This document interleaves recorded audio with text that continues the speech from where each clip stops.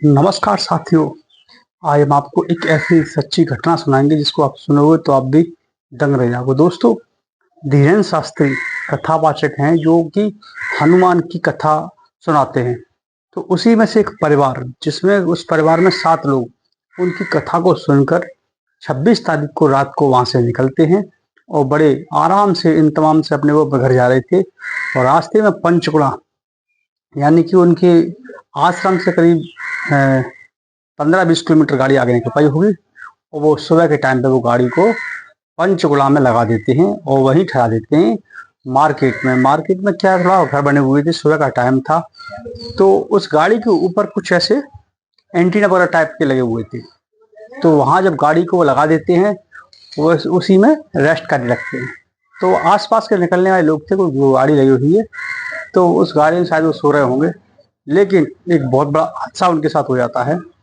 जिसके द्वार पर वो गाड़ी लगी हुई थी उस व्यक्ति को बताया जाता है, भाई तुम्हारे घर के बाहर एक गाड़ी खड़ी हो बहुत देर से।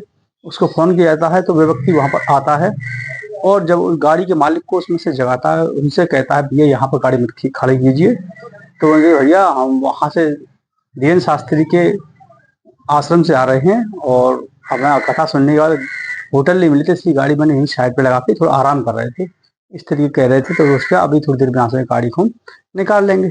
वो इतना कह के थोड़ा दूरी पे चला जाता है, लेकिन वो गाड़ी नहीं उठाते। दोबारा फिर वो वापस आता है कि भाई आपने अभी तक गाड़ी क्यों नहीं हटाई यहाँ से। तो उसमें से मित्तल परिवार था, मित्तल का जो मुखिया गाड़ी चला रहे थे वो बाहर निकलते हैं।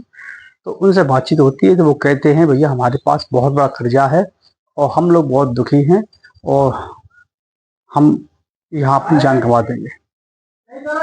उस गाड़ी के अंदर करीब 3 बच्चे थे, 2 बेटियां थी, 11-11 साल की उम्र की, एक 14 साल का बेटा था, पत्नी थी और माता पिता थे। यानी कि कुल मिला के उसमें 7 लोग थे और 7 लोग उसमें एक दूसरे के ऊपर पलटियां कर रहे थे, क्योंकि ऐसा विषाक्त पदार्थ खाया हुआ था उन्होंने कि जिसमें उनकी हालत खराब होती। तो वो तुरंत ही जो जिसके द्वार पर गाड़ी लगी हुई थी वो व्यक्ति फोन लगाता है पुलिस को।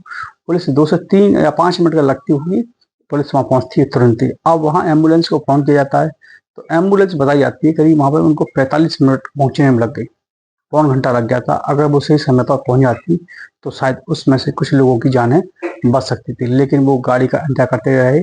लेकिन उन्होंने जो गाड़ी वहां पर थी उसको सीधा हॉस्पिटल नहीं ले गए, वो एम्बुलेंस का इंतजार करते रहे। ये देखिए उनकी, तो शायद उसमें से कुछ बच्चों की किसी किसी की जान उसमें बच जाती। तो ये उनकी जो वहाँ पर पब्लिक खड़ी हुई थी उनकी ये गलती बहुत बड़ी रही कि वो एम्बुलेंस का इंतजार करते रहे। जिस गाड़ी में वो बैठे हुए थे उसी गाड़ी को सीधा लेके हॉस्पिटल पहुँचते तो शायद उसमें से कई लोगों की उसमें से जानें बच सकती थी, लेकिन ऐसा नहीं हुआ। लेकिन धीमे धीमे उनकी सांसें थमती चली गई। जो व्यक्ति का मालिक था उसका मित्तल, वो भी थोड़ी देर बाद उसकी भी सांसें थम गई, वो चला गया। लेकिन बाद में पुलिस ने तहकीक, बाद में क्या होता है पुलिस जांच पड़ताल करती है, पता निकालते हैं पंचकुला के रहने वाले थे। कुछ ही समय पहले वो हरिद्वार में जाके वहाँ शिफ्ट हुए थे हिमाचल प्रदेश में। वहीं सरकारी स्कूल थे, उसमें बच्चों को पढ़ाने के लिए एडमिशन कराया था और ठीक ठाक था। वहाँ की स्कूल की व्यवस्था पूछी जाए तो वहाँ भी बताया गया था बच्चे पढ़ने में ठीक थे, रेगुलर आ रहे थे, ऐसी कोई समस्या नहीं थी। लेकिन बाद में निकल के आ रही है कि इनके पास 20 करोड़ रुपए का कर्जा था, इस वजह से लोग उनको परेशान कर रहे थे। इस वजह से उन्होंने अपने जीवन को इसी प्रकार से समाप्त कर दिया पूरे परिवार का। बताइए, कोई व्यक्ति कथा सुनकर आ रहा हो भगवान की, ऐसे संतों की, उसके बाद कोई असर नहीं हो रहा है तो क्या है। तो इसका मतलब ये है धीरेन्द्र शास्त्री की जो कथा है वो सब कोई असर नहीं करती है, वैसे ही है। अगर असर करती, कुछ फायदा करती आध्यात्मिक क्षेत्र से तो शायद ये परिवार नहीं जाता आज।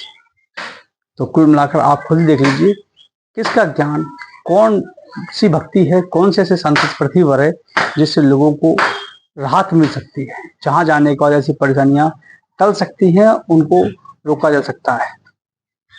तो थोड़ा आपको एक कहानी सुनाने का मकसद यही था कि ऐसी घटनाएं हमारे देश में हो रही हैं तो उससे हमें कुछ सबक सीखना है, जागरूक होना है, यही हमारा पर्पज है।